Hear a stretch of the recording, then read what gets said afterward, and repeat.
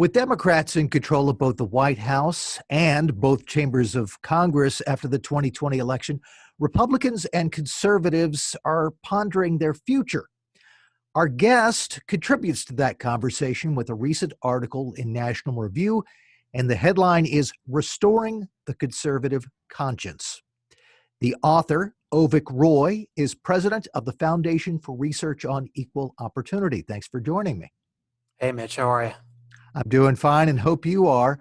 And before looking at where we stand today and taking a further look at the future, you actually start this article by looking back to the past, specifically 1989, and a moment that you dub the high watermark of the American conservative movement. Tell us why you started this piece with 1989. Well, Mitch, I think you and I are relatively old timers by today's standards. I think we both remember that moment when the Berlin Wall came down, a mass gathering in front of a big and important government structure of symbolic importance, but one that was that we remember fondly, as opposed to perhaps more recent activities on the steps of the Capitol. And you know what's interesting to remember about that moment is how not merely optimistic we were, but supremely confident in the vindication of our values and our ideas. 1989, to many people, Republican and Democrat, conservative and liberal, was the moment in which the values of individual liberty and economic freedom and liberal government were vindicated over people who advanced the opposite view, particularly those in the Soviet Union and the Soviet bloc. So much so that Francis Fukuyama, who was then working at the State Department, declared that the end of history, that liberal democracy had proven itself to be the best form of government, and that debate was over, and no one else would really argue about it going forward. And that wasn't just people like to take pot shots. People who know who Francis Fukuyama is like to take pot shots at him and say he was, a kind of outlier in terms of that point of view.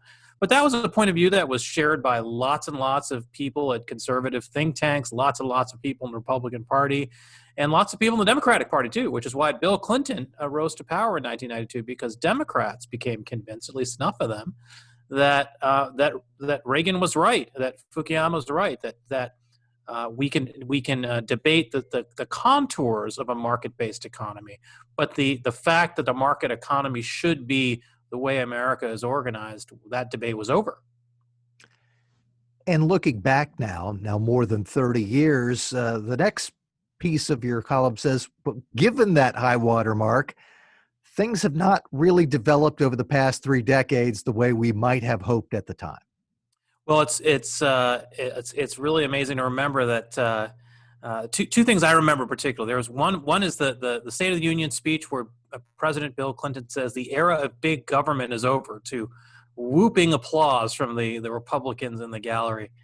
The other thing I remember is an interview with Ed Fulner, who was then heading the Heritage Foundation, on the day in 1997 that Hong Kong was handed over to the People's Republic of China. And Ed Fulner was confidently saying that this moment was going to be one that expanded liberty in China, because Hong Kong had proven the value of economic freedom and individual liberty, and was going to export that model to the People's Republic of China. So the handover of Hong Kong to China was going to expand global freedom. That was Ed Fulner's thesis, which was not merely something he hypothesized. It was something he declared as something that was almost certainly going to happen.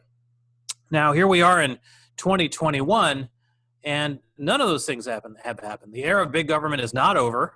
The government is bigger than it's ever been. The federal debt is bigger than it's ever been. The Federal Reserve just increased the supply of U.S. dollars by 25%, decreasing the purchasing value of every dollar you own in your bank account or in your wallet by a fifth just in the last 9 months.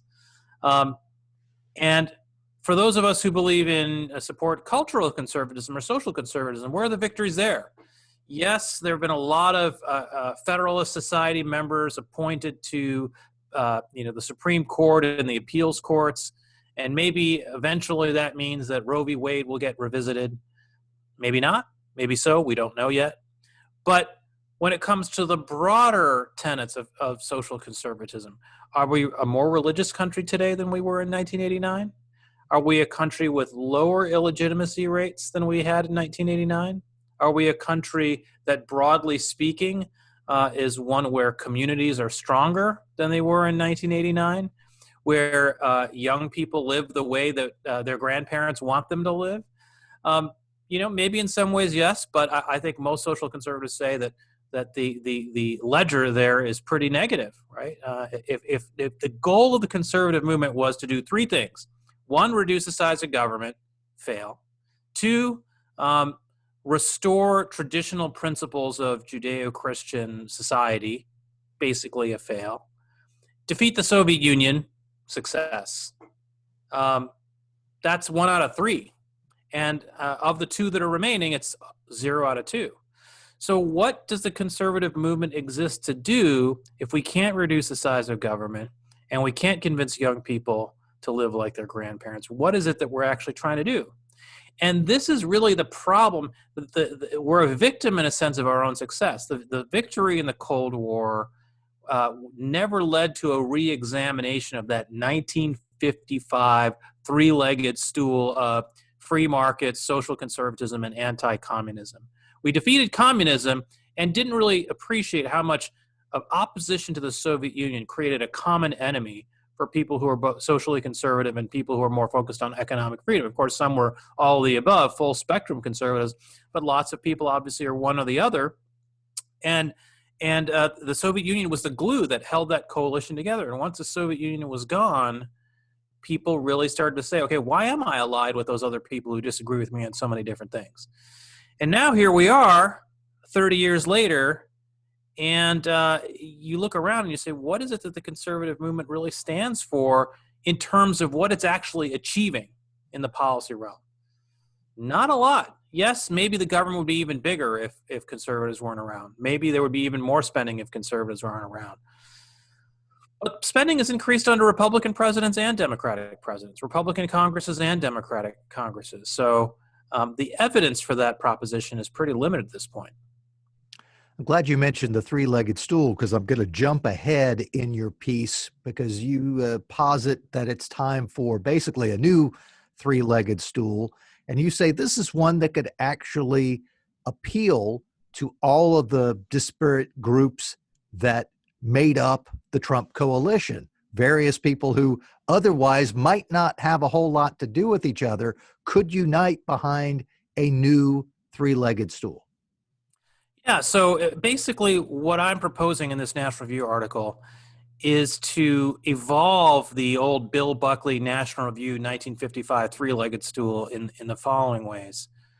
First, we need to think about, of course, personal freedom. You know, that is something, personal freedom, not just in the sphere of economics, but in the sphere of thought and speech, right? I think our movement is a movement that can be a majority movement in America if it's focused on the idea that people should be able to think what they want to think and raise their children the way they want to raise their children without fear of losing their jobs or being expunged from their communities when their views are basically traditional views.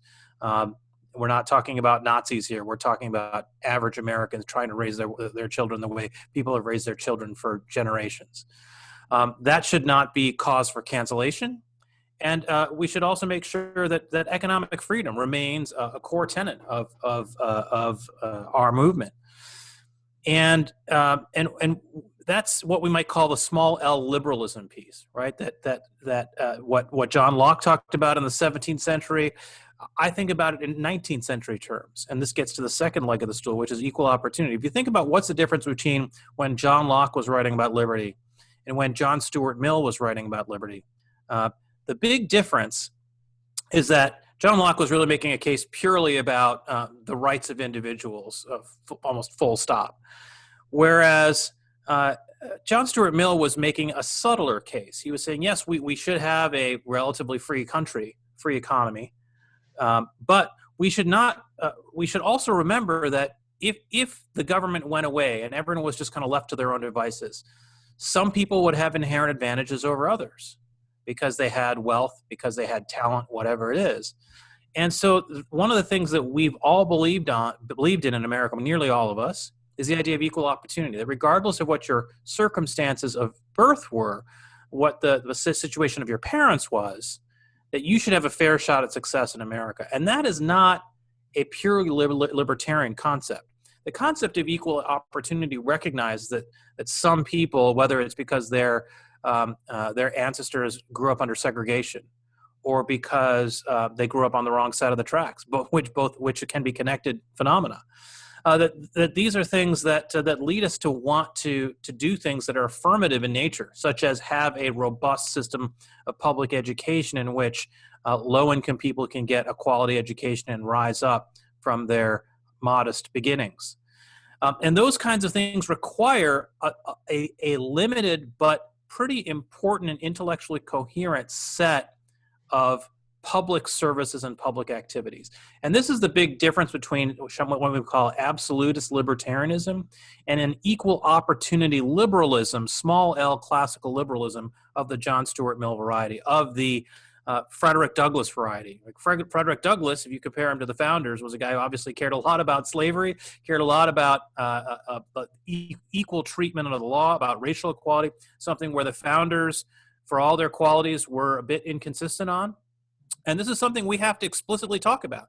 You know, I think in our movement, we talk a lot about the founders and how wonderful they are.